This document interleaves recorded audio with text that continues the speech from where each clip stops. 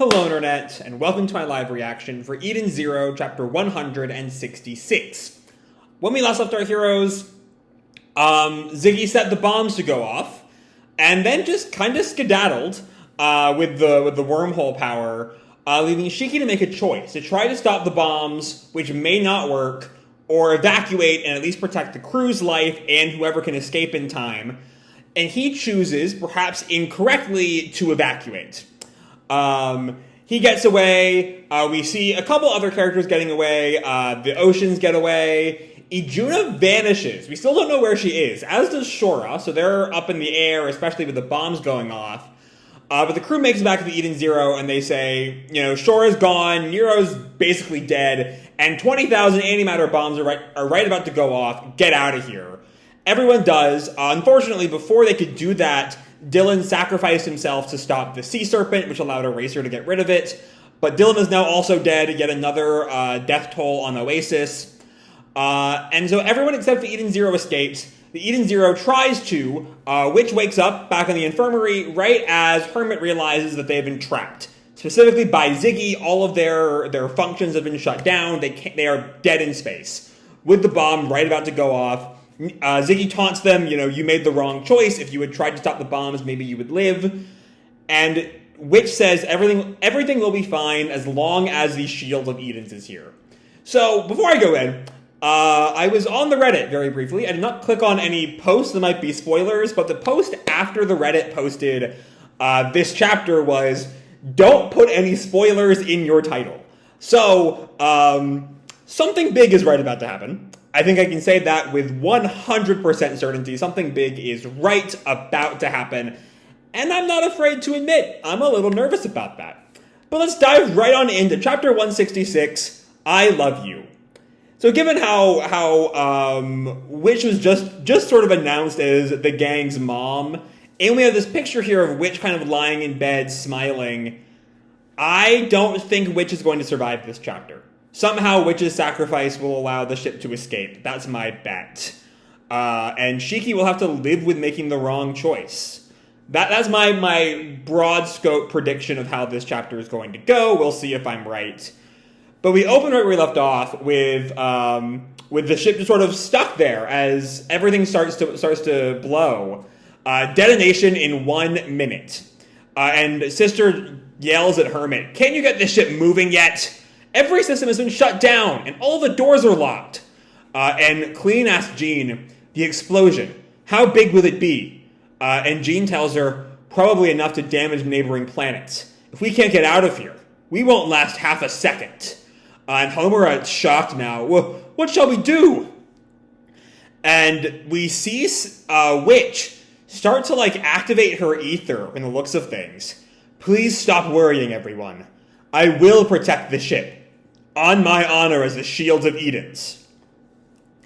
And with that, she vanishes. Shiki calls out, "Witch!" And the scene changes. We go to Nero 66. Where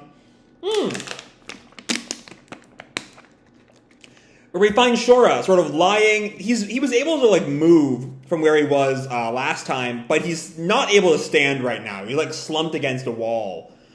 And in walks Ijuna. "Here you are, Shora." And Ijuna just walks ever so slowly towards Shora. The only sound, the click of her heels as she walks. Shora looks at her. "Ijuna, why didn't you escape with Callum and the others? This planet is going to be dust in a few minutes." And Ijuna just looks down at her. The love she had for Shora gone. And Shora puts the pieces together. "Oh, of course. You came so you could kill me yourself. I figured it out ages ago. I know why I took a liking to you, and why you were so attached to me. It was your ether gear." Oh, so Shora genuinely... I kind of figured that she had sort of twisted to fall in love with Shora, and that Shora was just sort of into any girl that was that was that sort of devoted to him. He was more than happy to use her as he willed. But there was, calling it a genuine affection is a bit much, but there was something like a mutual affection, though motivated by ether gear. Anyway, Ijuna tells him, "I don't know when I obtained the power. I must have gained it to defend myself. But it never worked on you. And Shora is sort of shocked at that. Apparently, my powers don't work on targets who have never known love. What I mean is, my love for you was one-sided. And Shora sort of counters, no, but I know. And she hugs him. Okay, that's not where I wanted this route to go. That was not what I wanted from any of this. Iduna goes on, the spark of love has kindled inside you. Shocking Shora at just a final genuine act of love. It's kindled for me too. The false love I had for you eventually turned real. And Shora actually all of a sudden breaks down. I will say, Shora all of a sudden, his line is, no it didn't, I'm a monster. Him all of a sudden feeling remorse just feels very unearned. You know, it's different than like the nearest indicator I have is like Milani after Homura beat her being like, I knew I was in the wrong, but I was so scared of Shora. And even that like barely worked. It's just like that, like the Milani thing worked because Shora was so horrible and so powerful. Shora knowing the whole time he was the bad guy just doesn't feel true. It doesn't feel like where we were 2 chapters ago. I mean, Shora's right about to die, so I'm not too upset, but it's so sudden. And Iduna tells him, I have some screws loose just like you do. I'm crazy too. You killed my family, my friends. You put me through a nightmare. And I'm garbage enough to truly love you. At this point, she's openly weeping, and now Shora starts to weep too. Iduna, there is someone who loves you. And the explosion starts. And someone you love in return. Those tears aren't the tears of a monster. They come from a human heart. And we see the planet start to explode, and it cracks, and there's just this huge explosion. So, again, I'm not a big fan of that Shora Iduna scene, but it's kind of like my thoughts on, to get into like Star Wars, the Reylo kiss at the end of episode 9. Like, it's bad, it makes no sense, it feels unearned, but also it's instantly canceled out in the same scene, so who really gives a damn? That's sort of my same thought here. It's like, I don't like this, but they're dead already, so whatever. There's no way that my dislike for this is going to sort of bleed through to the future of the manga.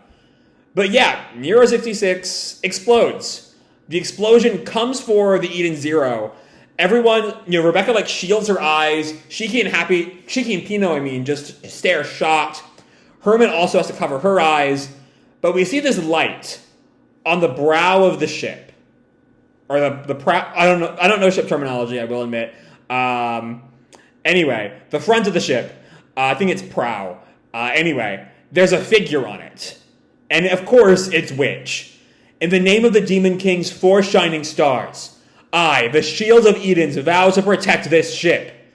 And she creates this little ether barrier. It's not much of an ether barrier, but it is certainly something. Shiki calls Witch, and Pino, I cannot recommend these actions. Sister and Hermit yell, what the hell are you doing? You got a death Witch, no! And the shield covers the Eden Zero. They seem, at least for now, safe from the blast. Laguna, she's using, and Wise shouts out, Protect Matrix? And Homura picks it up, but at such an immense scale. Moscow, the physical toll will be too heavy. And I don't think Couchpo knows that much about Witch's abilities, but she knows just enough that it's going to be bad. Oh, my poor Witch! And Witch holds against the fierce explosion, as the explosion kind of completely surrounds the Eden Zero, but there's just this tiny little bubble that is safe, thanks to Witch's powers. Happy looks out. The asteroids around us are disintegrating! And Pino, in an explosion like this, we should be... And Shiki reacts, Witch! And we see Witch still standing, still with her little hands out, protecting the whole ship. As she starts to crack, we see her cheek around here start to kind of peel off. You look so dignified with a baby in your arms, like you're his mother. Oh, it's a flashback to when Shiki first appeared. When the crew first found Shiki, and this is Ziggy's line, the good Ziggy. And Witch asks, his mother, my lord? Tying back to, of course, what we saw last chapter, with Rebecca and Happy declaring Witch like the crew's mom. And Valkyrie, without a single trace of irony, says, "A machine for a mother. That sounds a little strange." "Oh, it will for now, Valkyrie." And Hermit sort of grins. "Then I guess that makes me his big sister." And Sister grins, "And what am I? The mistress?" And Valkyrie looks at her. Why is that what you come up with?" And Hermit says, "Ziggy, let's make an add-on for Witch so she can produce breast milk." Which, good lord. Honestly, it's kind of funny, not gonna lie. And Ziggy grins, "Oh, that's a brilliant idea." And Witch and Valkyrie, or Sister and Valkyrie both snap, "No, it ain't." And at the ruckus, Shiki kind of laughs. Witch sort of smiles. Master Shiki is laughing too. And the other Starshines all look over. Hermit, "He's so cute." Valkyrie, "When he grows up, I'll teach him sword usage." "Oh, if only you got the chance." And Sister, "This little guy's got infinite potential." And we see as the flashback ends, Witch looks down at him. "Not to worry. No matter what happens, I will always protect you." And we see Witch once again on the ship, using everything she can to protect the ship. Sister calls, "Witch, you can't take any more of this." And Hermit, "That's enough. You have to stop." And Rebecca's like openly weeping. "Witch, please." And Witch gives them this sad little smile. "I promised that day that I would protect you. I'm sorry. I don't think I can keep that promise much longer." And Shiki yells, "No! You're not allowed to die! That's an order! You have to live!" But Witch just keeps going. "This will be the first and last time I ever disobey an order." And we hear the crack as she starts to disintegrate. Shiki calls, "No! Witch! You can't do this!" "Lord Demon King, and all of you." And everyone is just weeping. We see Sister not quite letting her tears fall, though given what we saw with Valkyrie, that will surely come later. "The path you follow," Hermit and Homura both just shedding tears, "will surely take you," even Wise is starting to tear up, "through many more hardships."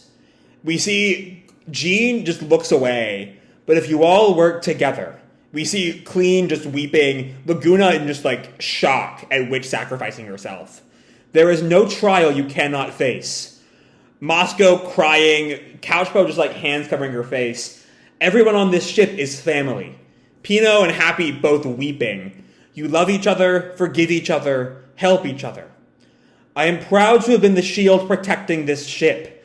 And we finish with Rebecca and Shiki both openly crying. "I am truly happy to have met you all. Even if this shield shatters and falls to pieces, my heart full of love for you will never be broken." And Shiki just slams his fist down on the air in frustration as Witch's form almost loses its corporeality. "Thank you, all of you." And we see her tears one last time. "I love you." And with that, she is consumed. Shiki cries out, and she's gone. And that's where we leave off. With Witch. Oh, that's my metal arm. Way to kill the mood. Bad luck. But with Witch just dead. Okay. Oh, wow. First thing I want to talk about is the wrong choice. Because I can't imagine that's not going to come back. Right? Last chapter with the crossroads motif, Shiki chose to evacuate, and it was that choice, that crossroads. Shiki could have potentially stopped, the way that crossroads was set up implied that Shiki maybe could have stopped the bombs if he had tried. But he chose not to. He decided he wouldn't be able to do it. And in the end, that cost Witch, and however many people didn't quite evacuate in time, their lives. So I can't imagine that not coming back. There's no way that does not come back, because there's no way that won't. That's the kind of thing that's going to wreck Shiki. If that line of thinking comes into his brain, that his decision is what led to his friend dying. there's no way Shiki is not royally fucked up by that. God, yeah. And I just love this whole. I mean, I'm always kind of a big fan of these sorts of final, sacrifice filled with love speeches that Witch gives here, as we see everyone just sort of react to Witch's sacrifice. It's just a great little scene. I really love it. Just seeing, also the characterization in these panels, seeing how each of them react to Witch's death. I'm getting more technical here, away from the emotional highs. But it really does show how each of these characters is different. They all care for Witch in their own way, but they react very differently just based on who they are. Yeah, it's a great scene. And then Witch gives that a final "I love you," and she fades away. And it's a heavy chapter. It's the kind of chapter that we just aren't going to come back from. There's no undoing this. There's no the kind of levity that Shiki could have in quieter moments, or in things like Red Cave or Red Cave, kind of, or those early exploration chapters before their arc really gets going in a lot of arcs. We can't really have those anymore. I'm not sure if we can. After all of this, who Shiki is drastically changed. My mind is going to the Supreme King arc in Yu-Gi-Oh! GX. How Judai's, sort of frustrations over blaming himself for the deaths of his friends leads to him going full on genocidal. And I don't see Shiki ever going that far. But definitely, even through the rest of GX, Judai's personality, even post-Supreme King, is radically changed. And I definitely see Shiki taking more on that post-Supreme King Judai vibe as we go forward. But I don't know. Really, Witch is dead. That's what I know. Also, Ijuna and Shora are dead, but I don't really like that scene, so that's not really what I'm here to talk about. But God, that scene, that big sacrifice of Witch, I don't know what to say. I really just don't know what to say. This was a great chapter. That Ijuna bit notwithstanding, it was a great chapter. It was a stunning chapter. It was just, I don't know what happens next. I really just don't know where, I need to know how these events radically alter this cast, because there's no way anyone quite comes back from this. It's slightly, even the Starshines who have lost one of their members before, that was vastly different. Valkyrie, had her own life, and it's really sad what happened to her, but it's not the difference here is that Witch died to protect Sister and Hermit. And I don't really think you can. I'm not sure how Witch or Sister and Hermit will ever separate that fact. They're alive because Witch is dead. I don't know. There's all this sort of that's true for everyone, and I want to see how everyone reacts to that, because that's a heavy fact to sort of have to accept. And I really can't wait to see how all of this ends up playing out. I'm really, really interested in that. But for now, that's all I have to say for this video. I hope you all enjoyed this chapter. It was heavy, it was a lot, but I hope you all enjoyed it. Hope you all enjoyed the video as well. If you did, feel free to drop me a like or subscribe, or, do whatever makes you happy, And as always, life is your own, okay? R.I.P. Witch.